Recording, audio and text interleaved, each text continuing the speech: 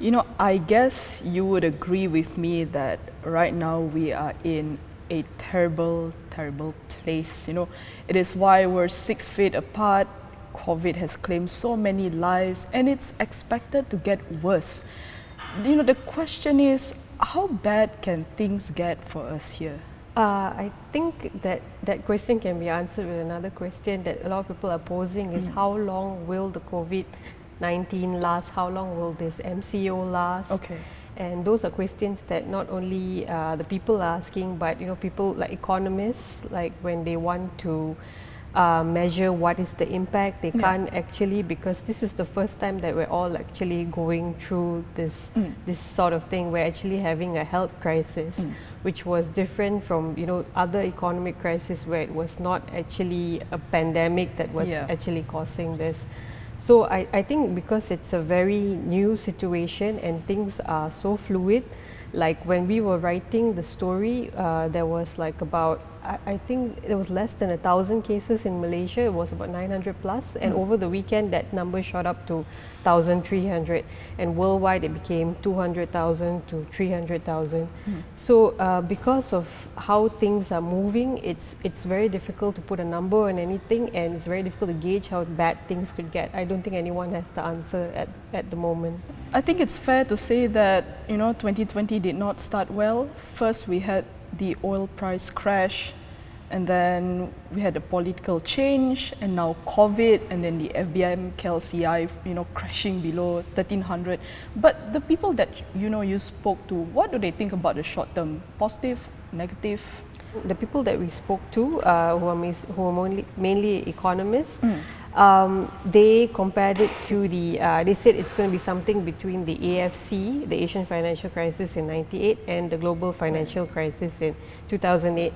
They think that things will be a bit better than the Asian financial crisis, where we saw a negative 7% decline in the economy.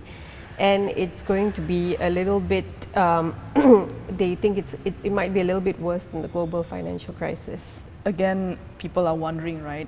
Are we already in recession, although people still stop short of saying it? Well, I think people are not denying that we could have a technical recession. We could have 2 consecutive quarters of negative growth because our businesses have been closed, and we don't know whether this 2-week order may extend. Nobody knows that. That's the big unknown. So again, it comes down to how long the COVID-19 impact is going to be there. But having said that, I think well, there are some that are positive in the sense that we've been through crises like this before. We've come out of the AFC, we've come out to the GFC.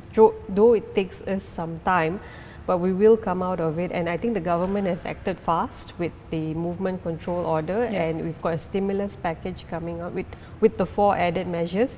So I think those are supposed to sort of give a cushion, and I think if it need be, there could be another second stimulus package which people are talking about. So this kind of things are sort of supposed to cushion the economy. So I think that's why there is a little bit of that positive sentiment that this is something that we can get through again, though this might take a little bit more time as it is a health pandemic that we've never, it's not just Malaysia, it's the whole world. Speaking of cushion, right, since you brought it up. Now, towards the end of your story, you wrote about how SMEs and the gig economy are bearing the brunt of the MCO. I saw that you spoke to a few entrepreneurs. What are their biggest concerns?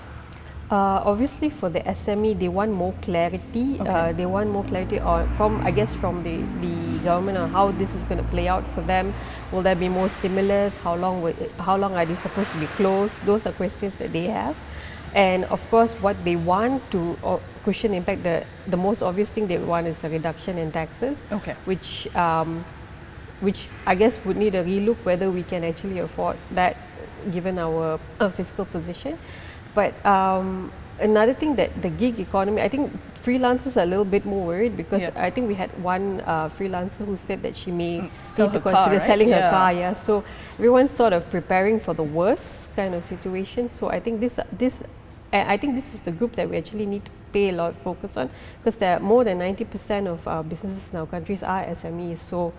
So we really, and I think about 20% 50% of our working force are the gig economy, so we actually need to pay attention to this very vulnerable group. For more on the stories, pick up a copy of The Age Weekly at all good newsstands.